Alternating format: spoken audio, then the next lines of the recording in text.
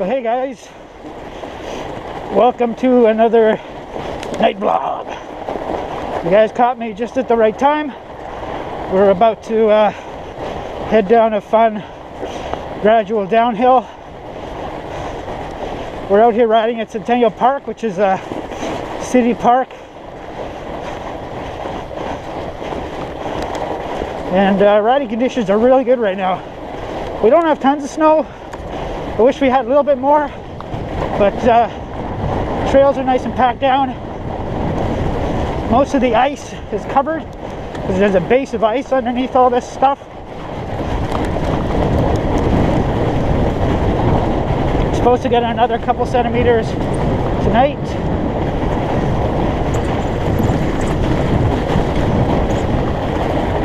So be careful because this is getting so packed that I see some of the ice is being uncovered.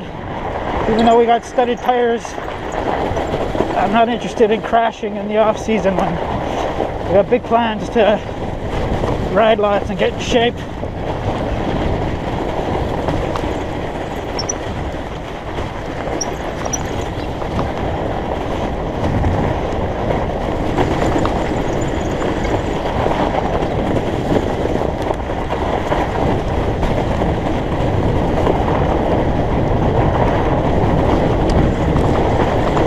Fun little bit of gradual downhill.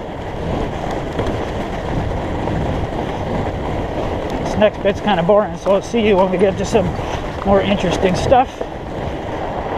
Like a year and a half ago, I could pretty much be 100% certain I'd be the only fat biker out here. But the sport has grown here in our city pretty fast, and lots of guys have fat bikes now. You come and ride here, you see lots of different tire tracks. Usually you'd only see Surly tires, but now you see all the different brands of tires.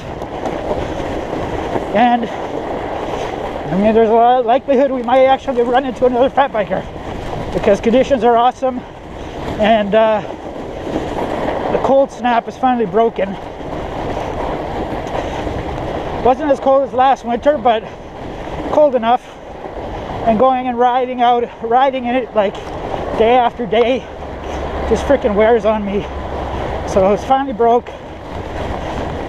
Not sure, I didn't even check the temperature, but it's warmer than -10, and I swear it feels like summer. I definitely overdressed. So I don't know if you can see from this footage, but I bought some hand covers, some wind blockers. Not a big fan of full-on pogies. Just looking for that little bit extra on those cold days, especially when it's windy. The gloves I have for cold weather are good, but just to be safe, a little extra protection. So these are from a company called Skins. I think they're based in Minnesota. They're actually made in Minnesota, so they're really easy to put on. Hands fit in them really nicely. There's still room to spare. They have like heat reflective material on the inside to reflect heat back, and they're, I guess in the sense you could say they're kind of lightly insulated, and they're working awesome. I'll leave the link for them in the info box so you can check them out.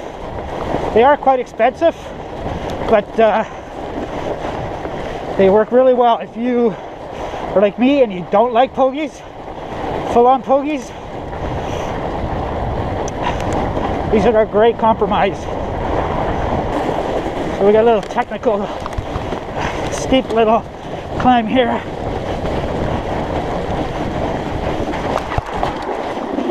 Oh, made it.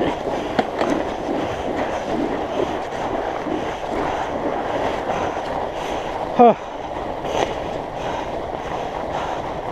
So it's January, middle of January. It's time to start ramping up my training. still going to stick to, say, a maximum of 14 hours a week. I've said before that's about the max I can handle mentally, but I'll start working in structure and intensity. Nothing crazy right now, just lots of tempo.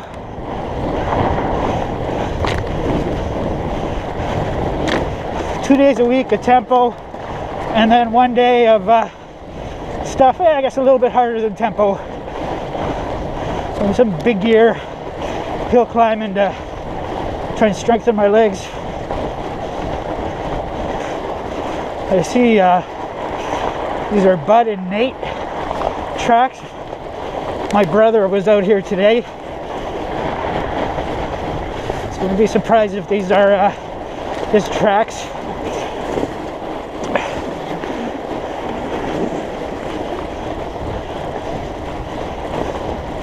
He doesn't have lights. I keep telling him, just invest some money in some lights. I mean, the prices have come down and you can get so much light for not a lot of money compared to what I paid for these things. I mean, these are 5-6 years old now. They're still enough, especially in the wintertime. They're more than enough. I mean, all three lights combined, about around 1500 lumens. So I have two on the handlebar and then one on my head. So this is the TransCanada trail. Really steep bridge here.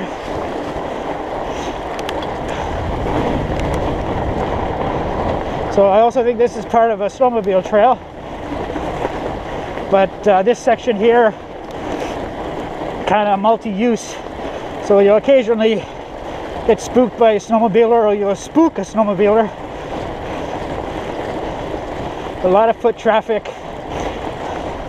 fat bikers, the occasional regular mountain biker trying to ride in the snow.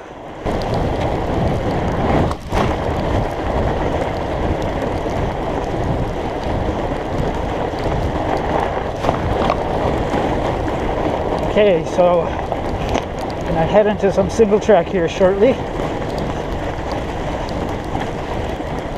Yeah, I did like 30 minutes of tempo last night. 3 10-minute tempo sessions, and yeah, it made my legs a little bit sore. But I could have handled more, so that's a good sign for January. And but today we're kind of avoiding any hard hills or hard efforts because I'm going to do some more intensity tomorrow. I kind of subscribe to the Greg LeMond 5 days a week, Monday, Friday off, Tuesday intensity, Wednesday easier, Thursday intensity.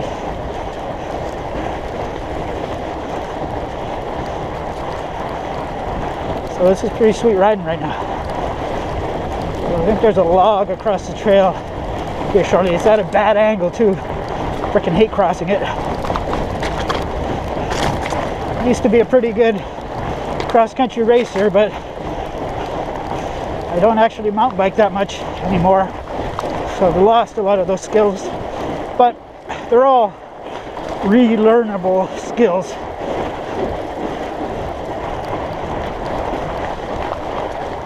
I freaking hate this log. Bad angle.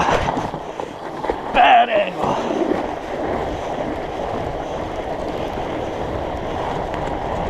I guess a little tighter through here.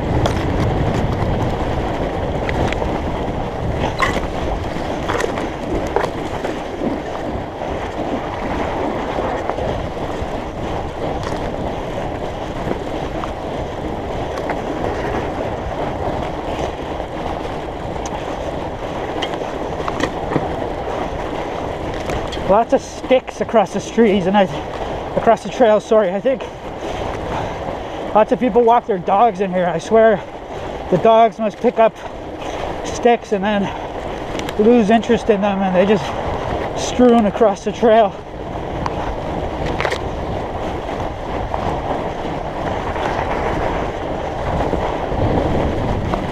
Okay, so now we gotta do some climbing, but hopefully I can just spin my way up this stuff.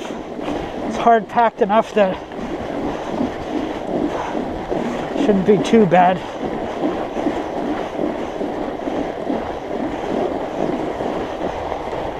Okay, so here's a steep climb.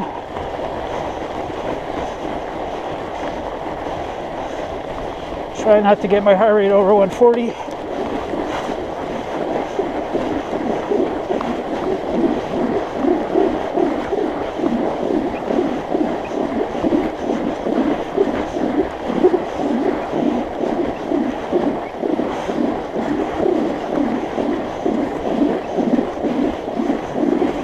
Oh, 140. 141. So we just broke into zone 2. Not bad considering it's pretty steep. So I'm not bad fitness wise. Managed to keep a steady stream of hours. Essentially riding as many hours as I do in the summertime. Just not the same distance because I'm riding a fat bike, and on a good day you're averaging 20k an hour. But time and intensity is all that matters to your body. Distance covered is irrelevant. When we get to the next fork in the trail, I have to stop and take a leak. Well hydrated.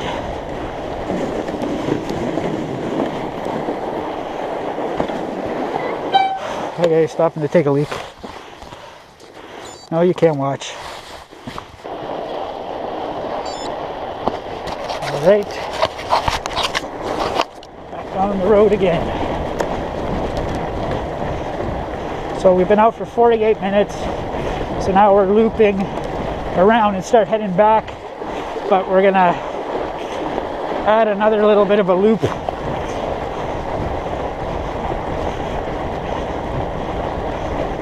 If I get anywhere between an hour and a half, 2 hours, I'm happy. This will be a 14-hour week. I'll probably do 14 hours in 6 days as opposed to 14 hour in 5, which is normally the way I would do it.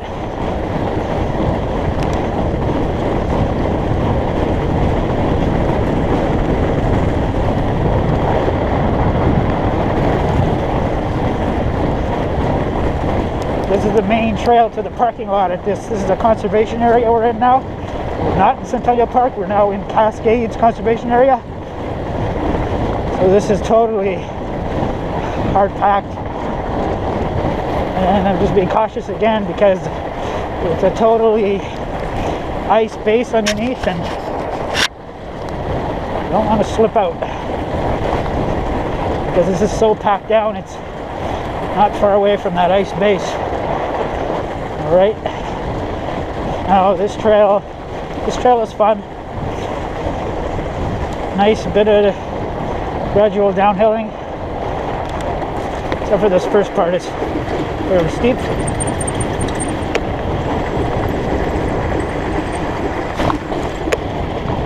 So hard packed.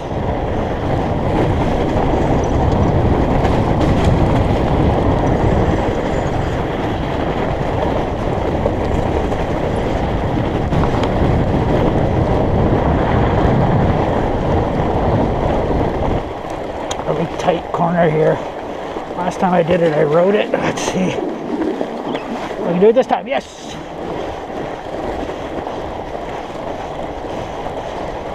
Certain fat bikes are not exactly nimble. That's pretty good.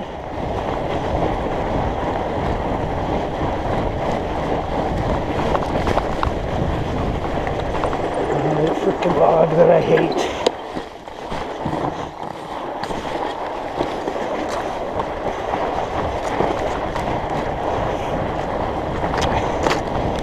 Now we're heading back to the snowmobile trail.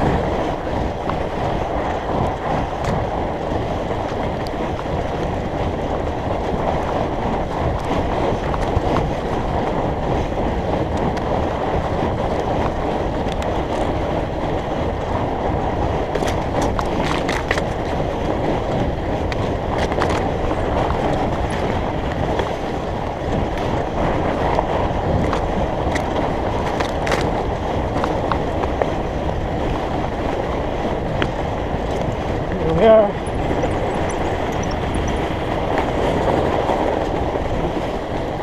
Okay, so it's another loop we're gonna do.